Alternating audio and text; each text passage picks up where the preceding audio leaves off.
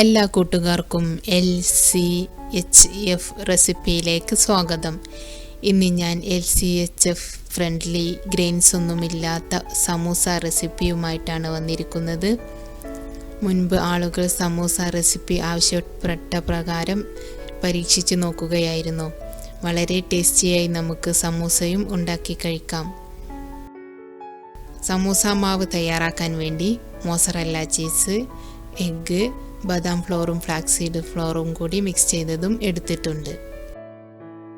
പിന്നെ സമൂസയിലേക്ക് മസാല തയ്യാറാക്കാൻ വേണ്ടി റാഡിഷ് പുഴുങ്ങി ഉടച്ചു പിഴിഞ്ഞെടുത്തിട്ടുണ്ട്. റാഡിഷ് എന്നാൽ മലയാളത്തിൽ മുള്ളങ്കിയാണ്.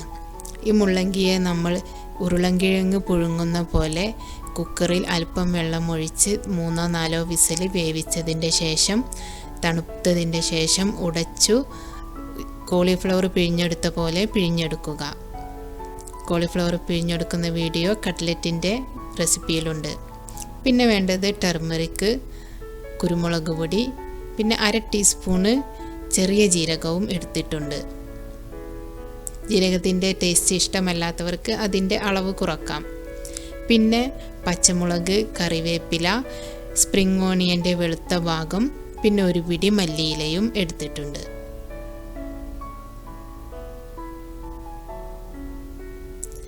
പിന്നെ 2 കപ്പ് കാബേജ് അരിഞ്ഞതും 1 കപ്പ് സ്പ്രിംഗ് ഓണിയൻ്റെ ഇലഭാഗം അരിഞ്ഞതും എടുത്തിട്ടുണ്ട്. അപ്പം നമുക്ക് ആദ്യം മസാല റെഡിയാക്കാം. ചൂടായ എണ്ണയിലേക്ക് ജീരകം ഇട്ട് പൊട്ടിച്ചെടുക്കുക. ചെറിയ തീയിൽ വെച്ച് വേണം ജീരകം പൊട്ടിക്കാൻ. ജീരകം കരിഞ്ഞു പോകരുത്. ജീരകം പൊട്ടിയ ശേഷം പച്ചമുളക്, കറിവേപ്പില, സ്പ്രിംഗ് ഓണിയൻ്റെ വെളുത്ത ഭാഗം ഇട്ട് വഴറ്റുക. ഇനി പാകത്തിന് ഉപ്പിട്ട് കൊടുക്കാം. ഇപ്പോൾ പകുതി വേവായി. ഇനി കാബേജ് കൂടി ചേർത്ത് വേവിക്കാം. പാകത്തിന് ഉപ്പും മഞ്ഞൾപ്പൊടിയും ചേർത്ത് ചെറിയ തീയിൽ അടച്ചു വെച്ച് വേവിക്കാം. ഇടക്കൊന്ന് ഇളക്കി കൊടുക്കണം. ഇപ്പോൾ കാബേജ് പകുതി വേവായിട്ടുണ്ട്. കുറച്ചുകൂടി വേവാകാൻ വേണ്ടി വെയിറ്റ് ചെയ്യാം.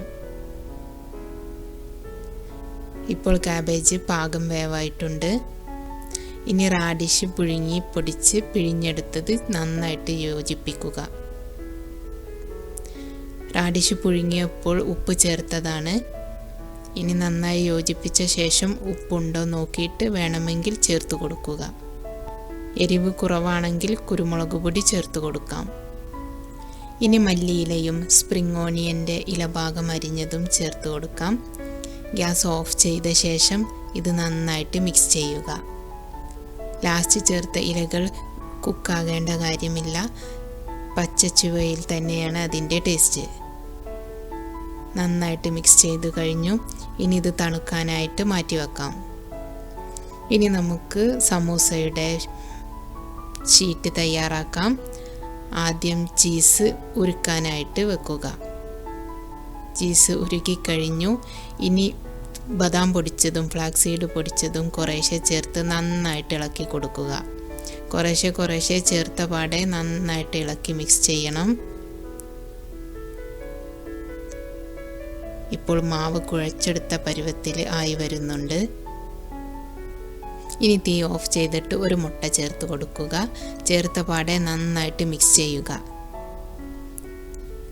ഈ പാത്രത്തിൻ്റെയും മാവിൻ്റെയും ചെറിയ ചൂടിൽ മുട്ട നന്നായിട്ട് യോജിച്ച് കിട്ടും. നന്നായിട്ട് ഇളക്കി കൊടുക്കണം. മുട്ടയെ വേവാവാൻ സമ്മതിക്കരുത്. ചൂട് കുറച്ച് കുറഞ്ഞതോടെ നല്ലൊരു മാവ് പരുവമായി വന്നിട്ടുണ്ട്.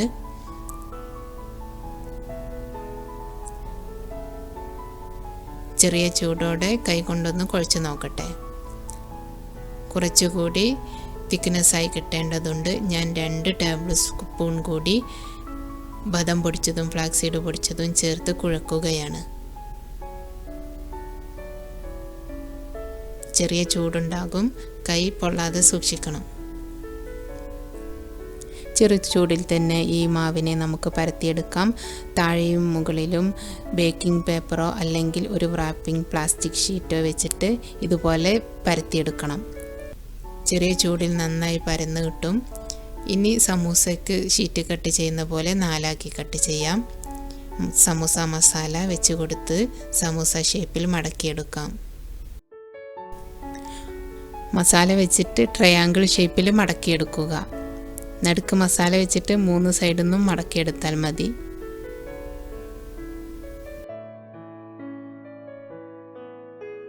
ഇനി രണ്ടാമത്തെ സമൂസയും ഞാൻ മടക്കിയെടുക്കുകയാണ്. കുറച്ച് കട്ടിയിൽ പരത്തിയെടുക്കണം. ചൂടോടുകൂടി സമൂസ ഷീറ്റ് പെട്ടെന്ന് പരന്ന് കിട്ടും. അതുകൊണ്ട് വല്ലാതെ കട്ടി കുറഞ്ഞു പോവരുത്. വല്ലാണ്ട് കട്ടി കുറയുകയാണെങ്കിൽ സമൂസ മടക്കിയെടുക്കുമ്പോൾ പൊട്ടിപ്പോകും. ഞാനിവിടെ 4 സമൂസ മടക്കി റെഡിയാക്കിയിട്ടുണ്ട്. ഞാൻ എടുത്ത മാവിൽ നിന്നും പകുതിയാണ് 4 സമൂസക്കായിട്ടെടുത്തത്. ഇനി ഒരു മുട്ട ഉപ്പും കുരുമുളകും ചേർത്ത് മിക്സ് ചെയ്യുക.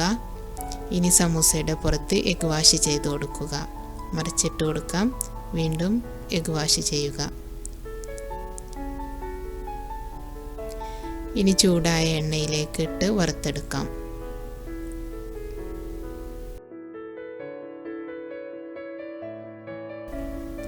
മറിച്ചിടാം.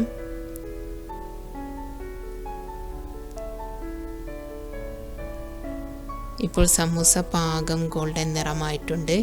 ഞാനിതൊരു പ്ലേറ്റിലേക്ക് മാറ്റുകയാണ്. രണ്ടാമത്തെ സമൂസയും ഫ്രൈ ചെയ്യാനായിട്ടിട്ടു. മുകളിലേക്ക് ഞാൻ തിളച്ച എണ്ണ ഒഴിച്ചു കൊടുക്കുകയാണ്. ഒരുപാട് എണ്ണ എടുത്ത് ഫ്രൈ ചെയ്യാത്തത് കൊണ്ട് സമൂസ എണ്ണയിൽ മുങ്ങിപ്പോയിട്ടില്ല. ഞാൻ ഒരുപാട് എണ്ണ ഫ്രൈ ചെയ്യാൻ യൂസ് ചെയ്യലില്ല. പിന്നെ ചൂടാക്കിയത് വീണ്ടും ഉപയോഗിക്കാറുമില്ല. ഇതുപോലെ എല്ലാ സമൂസയും നിങ്ങൾ ഫ്രൈ ചെയ്തെടുക്കണം. ഞാൻ മറിച്ചിട്ട് കൊടുക്കുകയാണ്. മീഡിയം ടു ലോ ഫ്ലെയിമിൽ വെച്ച് ഫ്രൈ ചെയ്യാം. ഞാനിവിടെ 4 സമൂസയും ഫ്രൈ ചെയ്തെടുത്തിട്ടുണ്ട്.